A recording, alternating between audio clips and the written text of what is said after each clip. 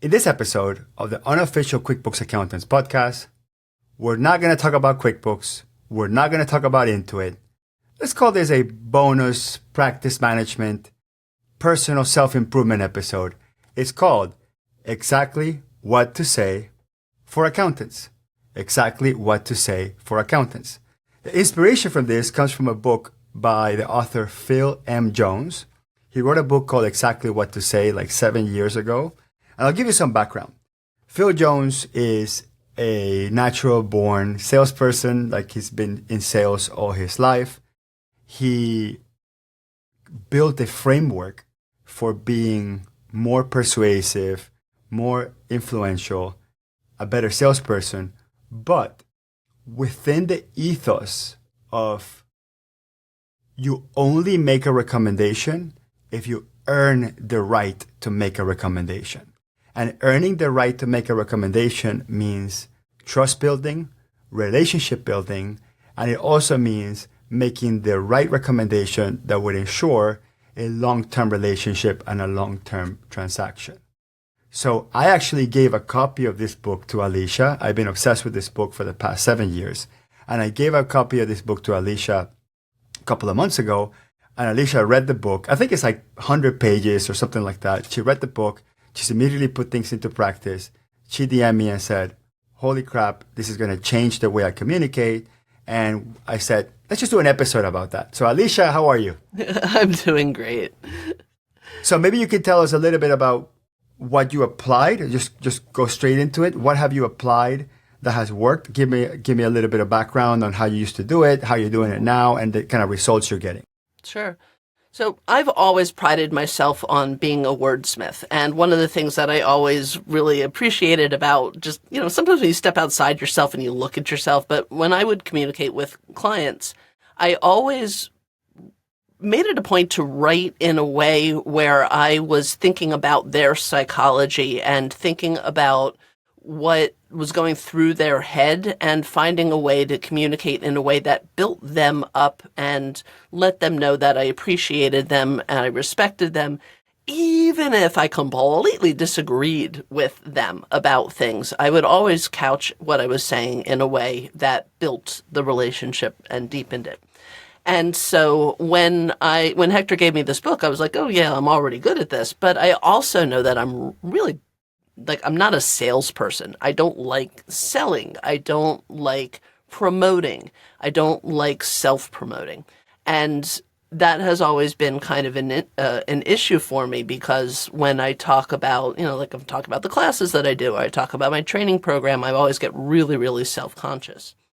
So when Hector gave me this book, I kind of flipped through it on the airplane back and I was like, whoa, this is really cool. And in our meetings with my staff, everybody else thought it was really cool too. And so we're actually about to start going through it point by point and phrase by phrase and having everybody incorporate it into something that they do that week. But I'm in the process right now of raising my prices for my membership program. And up until now, I've been doing this now. This program's been together for about 7 years. And every year we would do our normal price increases. But, I would say to myself, well, these were my original members. I want to, thank them and appreciate them for their loyalty. And so I won't raise their prices. Now, faced with this, so this is also a mini pricing lesson right here. So here I am now 7 years later, and I looked at all of my different members, and I realized that my members for my bronze, my silver, and my gold were paying wildly disparate rates, sometimes hundreds of dollars different, because somebody who came into my program originally when it was $49 missed the $79, $99, $150, $200, $250 price points. And I've been adding value, and they're still at the original price points. And so some people have been, getting like a 300% discount for years now. So we looked at the program and we realized we needed to simplify it and get everybody in the same tier tears because even just our automations, we had to keep reprogramming all of our automations to keep track of everybody at all the different levels. And now that time, so much time has gone by, it was unsustainable for us. So we had to get everybody up to current. So how do you break the news like that to some of these people? For some people, it's just, like it's a 5% increase. It's only like a $20 increase. And for some people, it's a $350 increase. So that was what I was faced with. So I wrote all of the benefits down for all the things that we've added, all the things that we're doing for people, all the benefits that they're getting out of it, what our goals are, what their goals are, like all the good things that I could think of.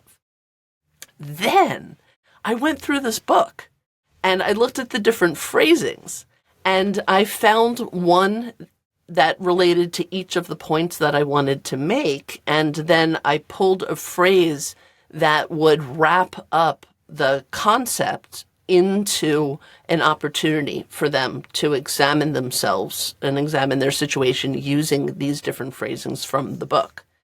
And so far, I haven't had any cancellations. I actually had 2 people request to go from silver to gold. I had somebody say, well, instead of monthly, let me go up to annual so I can save that 2 hours, that 2 months fees. And so, maybe once I actually change the price on October 1st, I might get different results. But so far, I had the opposite of what I expected. I expected that people were going to leave the program. And in fact, it has actually enhanced participation. I'll fast forward to after October 1st, and I'll let you know if once the prices change, people go, wait, what? I didn't see that email. But so far, the results of the email have been the opposite of my expectations. It's been fabulous. That's awesome. And then maybe towards the last 3 minutes of the episode, we'll have you actually read that email out loud so we can kind of see the application of this. Okay. So I'm going to teach some of the principles in the book. So number 1, I need to disclaim, I am Exactly What to Say certified. You can actually go to exactlywhattosay.com and figure out they have certification programs. However, I am not certified to teach it. My brother Carlos is certified to teach it. I'm not pretending to be certified to teach it. If any of you love this, email me and I'll put you in contact with Carlos and you figure out how to sort of go deep into this world if you want to go deep into it. But at the very least, you should go to Amazon.com, search Exactly What to Say, 4 words, and spend anywhere between $10 and $15 for this book. Spend the hour and a half or 2 hours that it takes you to read it, and read it every month because you're going to go back to it like a Bible, because this is the Bible of communications. So here are some of the principles that are really important to understand as to why it matters, why this matters. So number 1, the worst time to think what you're about to say is right when you're about to say it. And this is what gets almost all of us in trouble, right? A customer reacts a certain way that we were not expecting it. Our employee or coworker reacts a certain way that we were not expecting it. Our software vendor partners reacts a certain way that we were not expecting it. And then we counter-react, probably with something that we regret. Or we go back and go to that conversation and go, in retrospect, I would have managed it differently. So this is one of the first principles is you want to give conversations practice and thought prior, right? Just like baseball players practice batting 100 times before the game, right? You're not going to practice batting at the game. You practice batting before the game. So you got to put work behind the work before you want to show up and be the most assertive, the most zen, the person in control, the person that actually has the right answers, the person that's going to guide the client through the transformation, et cetera, et cetera. You want to be that person. And in order to be that person, you have to prepare. So that's a very important principle. The worst time the worst time to think about what you're going to say is right before you say it. So one of the things that he proposes here is practice these phrases in low-stake conversations. That way you're ready when you're going to have high-stake, crucial conversations. So you can practice some of this stuff with your spouse, with your kids, with somebody in school or whatever. And then all you have to do is what you're about to say see if there's an exactly what to say version that will make you more assertive. And we can do a couple of examples of that. And there's more principles. I don't want to give all the principles away, but part of the principles here, number one, is you want to be as curious as possible. Always assume that you don't know the answer, because you will, first of all, you will learn more. Because the problem is when we walk in with an agenda, assuming that we know the answer, then we're basically blocked to any possibilities that are outside of the answer that we already preset. It's like prescription without diagnosis is malpractice. Imagine if you go to your doctor and your doctor saw you and he's like, oh, this guy has diabetes for sure. And it doesn't matter what you tell him, it always goes back to tell you you have diabetes. It's like, is that a good consultant? One that already has a predetermined idea of what they're going to tell you. No, they want to listen to you. They want to see what's going on. They want to spot the patterns. They want to do some research and then go back and go, based on what you told me, based on your research, based on my experience, the trifecta, the triangle of truth, right? So what you told me, my experience, and what I researched. Based on that, then I'm ready to make a couple of recommendations. That's how you build trust. That's how you build long-term relationships. And another important principle is that when people do things, it's because they want to do them. Okay, if you remember the movie Inception, okay, you watched the movie Inception, Alicia? Yeah, in the movie Inception, they talk about this concept of industrial espionage, where they sneak into your dreams and then they try to tell you in your dream to do something. But the most important concept, which is why I love this movie, by the way, one of my favorite movies in the world, is it cannot be you telling them to do something. It needs to come from them. It needs to be their idea. And if it's their idea, they'll act upon it. Boy, is that true everywhere. Like, so if we tell our clients, hey, you should stop spending so much money in weird travel things, or you should stop spending company money on personal stuff, or you should stop wasting money in December just because it's, quote, tax deductible, or hey, you should stop, or you should stop throwing away the receipts because your bookkeeper needs it. Yeah, so like we give clients all these suggestions all the time, but we say, you should, I recommend this and that. And no surprise, they never do it. Why? Because it was your idea, not theirs. So you need to challenge their reasoning and coach them through the process so they realize, oh, you know what? I should do this, right? And then when you do that, then you're a really, really good consultant. And the venue, or not the venue, the tool for this is asking questions. When you ask questions, people give the answers. The answers came from them. So there are ways to suggest to do things through a question. So let's start with maybe the classic, which is called a rejection-free opening. It's called, I'm not sure if this is for you, but. So I'm not sure if this is for you, comma, but. It's a very powerful concept. So instead of saying you should do this, right? You can say, I'm not sure if this is for you, but I've had clients with tons of success converting from QuickBooks Desktop to QuickBooks Online. What happens if you do that instead of you should convert to QuickBooks from QuickBooks Desktop to QuickBooks Online? If you successfully tell somebody you should do this, and it wasn't their idea, it was your idea, after you convert, everything that goes wrong with QBO, everything that QBO doesn't have, that QuickBooks Desktop used to have, guess whose fault that is? Guess how they're going to react, how they're going to feel about that suggestion. But if you say, I'm not sure if this is for you, basically saying, hey, I'm going to take it away immediately, the customer's going to go, wait a second. Don't take it away from me until I have heard it before. You don't decide what I want. I decide what I want. That's how people react immediately. But then you say, but, right after. And imagine, Alicia, if I say, you're very good looking, but. Basically, that you're very good looking basically gets completely erased by the but, because we are always trained to like say, oh, he said but, that means I don't care about everything else, right? Like when you break up with someone, he's like, you're a wonderful girl, but, right? And then all of a sudden, the compliment just completely disappears. So anyway, I'm not sure this is for you, but, so that but allows you to transition. And then that transition, you can use, hey, I've had people be success at this. Do you imagine or picture yourself having the same level of success? Then you have a conversation, you ask questions, and then they arrive to the conclusion that maybe they do want to switch to QuickBooks Online. So I have one of those in my letter. Should we wait until I read my letter at the end, or should I give that example now and we'll just pick each of my examples? Let's read it. Okay, tell me what else you have in your letter so we can go through the principle. Oh, okay, excellent. Because otherwise we'll talk about this for hours. Exactly. Just imagine. Just imagine. Okay, so first of all, Walt Disney. Okay, what is the word that Walt Disney uses all the time? Right, imagination. As a matter of fact, the engineers in Disney are called Imagineers. Okay, Walt Disney always said, if you can dream it, you can build it.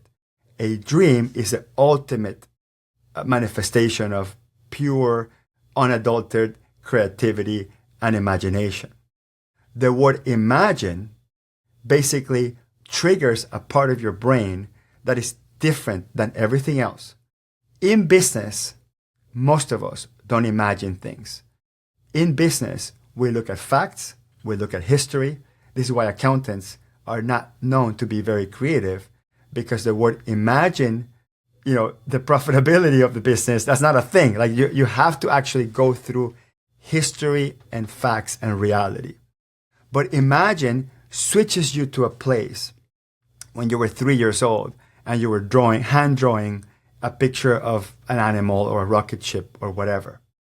That part of your brain is actually not used as often as we should. And just saying, just imagine, comma, and then your value proposition. Just imagine not having to send a backup file to your accountant, and then they make changes, and then they come back, and then it's a hot mess to try to figure out if their changes are current with the changes you've made. Just imagine your accountant being able to log in at any time to your QuickBooks without interrupting you, remoting into your system. Just imagine QuickBooks being automatically synced to your Bill.com account or whatever system that you use, Shopify, and the transactions coming in. When you say just imagine, you get people very excited about the future. And basically it triggers a part of your brain that you couldn't by just using facts and circumstances. Mm-hmm. Okay. All right. The next one is, I'm guessing you haven't got around to. So that's a really, really good one. So you send an email to someone with a checklist of all the things that they need to send you. And usually we reply back to that email and go, following up. Have you done this? You haven't done this. That feels like hectoring, right? That feels like bothering, right? Like, hey, you're bothering. It just feels like a burden. Like just completely asking people, get me this, get me that. And sometimes it's a little bit of shaming. Like I'm shaming you for not doing what I told you to do. So by saying, what is it? I guess you haven't gotten around to it. So if I'm saying, I guess you haven't gotten around to it, what you do is you allow them to save face. You allow them to say, you're right. I have not had the chance to get around to it. And basically, this is your this is your entrance into getting them to feel positive, getting them to feel good about the request that you're following up with. So it's just a simple request for telling people, hey, I know your time is valuable. I know that you know intellectually that this is important. I don't want to berate you for forgetting or not doing it. I'm basically letting you save face, and I'm giving you grace. I'm giving you space to take a look at it one more time and see if you can comply with the dang checklist I sent you, but in a very assertive way. So we could do a lot more, but Alicia, I wanted to take the last couple minutes. Maybe you read the list and then show us in practice how you've used the application of this book. All right. So again, this was the email that I sent out for my price increases for my membership that went up August 1st and are being rolled out to existing users on October 1st. Exciting updates to your RoyalWise membership. The RoyalWise team has been hard at work over the past few weeks. We've revamped our membership subscription program to bring you even more value and simplified the structure to make it easier to participate. What's new? Thursday Mastermind Sessions. We're transforming our Thursday Silver Gold meeting into a mastermind section, and we're adding a second office hours session open to all members. This means bronze members can now participate in the Q&A, while gold and silver members will now have even more opportunities to connect and network. Just imagine how you feel when I drop that little nugget that makes all the difference for how you work with your QuickBooks. Now you get twice as much time with me. Expanded course library. We've integrated the guest instructor courses, Microsoft courses, and business productivity courses into the QuickBooks library, which we're calling the Knowledge Base, with OWL, OWL capitalized. Now, all these resources are included in the silver and gold memberships. No more separate payments required. Okay. I'm guessing that you haven't gotten around to watching all the videos yet, and now you get to take it to the next level. Live webinar access. Silver and Gold members will now be automatically enrolled into all live events, including those with guest instructors, not just the ones that I teach. That means more learning opportunities with a variety of industry luminaries. If you have grown your QBO skills over the past few years, then I'm confident that our new speakers will catapult you to the next level. Simplified discounts. We're now applying appointment discounts automatically. Coupon codes can still be used for the Apple Library. Bronze members still get 10% off additional courses and webinars. I bet you're a bit like me and want to learn everything about everything. There are Apple memberships coming soon. For our Mac, iPhone, and iPad users, we're planning to offer a discount when you subscribe to both Owl's libraries. There are two types of people in the world. Those who get overwhelmed by their technology and stop in their tracks, and those who keep moving forward step by step to make the tech work for them. To make all these new benefits possible and to fairly compensate our guest instructors, we will be adjusting our pricing structure slightly. If you joined after August 1st, the new rates are already reflected in your Owl subscription. For our existing monthly members, these new changes will take effect after October 1st, while annual members will see the new pricing at their next level. And then I go into the different pricing. Just for time, I'll skip that part. Over the past 5 years, as we raised our rates, we never adjusted prices for existing customers. That means that many of you have been enjoying a substantial discount for years. In September, Jeff will be reaching out personally to our longtime members who are on legacy subscriptions to update your plans and ensure that you receive all the latest benefits. Okay, here's another one. If you're one of my OG learners who has been with me for years and your subscription price is jumping significantly, don't worry. Everybody already at the new pricing has been reassuring me that the benefits are worth every penny. We understand if these changes aren't right for you, but we hope the ongoing value through in-depth training, quick answers to your questions, and a thriving community continues to support your growth as an expert. What questions do you have? When would be a good time for us to reach out and so that you can let us know how we can partner with you to achieve your goals for your life and your business? That's perfect. So I'll just kind of go over the magic words that were covered, and then we'll wrap it up. So just imagine followed by a value proposition. What's the very first thing is getting people excited about possibilities in the future. I'm guessing you haven't gotten around to watching all the videos. It says, hey, you're not a chump for not watching the videos. We get it. You just haven't gotten you haven't not gotten around to it. And basically telling them you still have the ability to get around to it. Then you have if then. If we provide this much value, will you commit to buying XYZ from us? If then is really important, especially if you're a spreadsheet fan, if then is really important as well. I bet you're a bit like me. That's to say, hey, I relate to you. You relate to me. Okay. I'm making a recommendation because I personally feel strong about this because we're similar. You're a bit like me. I'm a bit like you. There are two types of people. Creates a contrast between you have two paths. You can go around life without royal wise and second guess yourself if you're using QuickBooks correctly, or you're the type of person that wants to make sure that all their stuff is done correctly and they're always educated. So it basically creates a framework for you either are ideal type of customer or you're not. It also simplifies, lets people decide quickly, yes, I'm this, or no, I'm not. Don't worry, that's a guarantee, right? I'm guaranteeing you that I'll do the worrying for the both of us. I'll take care of it. I'll reassure you that this will be good. Anything with I understand, we understand is saying, hey, I'm listening, I'm hearing, I get your position, and we also have a position. And what questions do you have? instead of saying, do you have any questions? Because when you say, do you have any questions, people are just not going to ask the questions. But what questions do you have assumes that there is questions, there's supposed to be questions, and there's a safe space to ask questions so people don't feel like, oh, I'm going to be that idiot asking questions. He said, what questions do you have? So basically, everybody should have questions. It's totally normal to have questions. And of course, ending something or ending anything with what happens next. What happens next is really important. So people go, okay, you gave me a whole bunch of instructions. What is my next step? Tell me what I'm supposed to do next. So what happens next is the best way to end anything.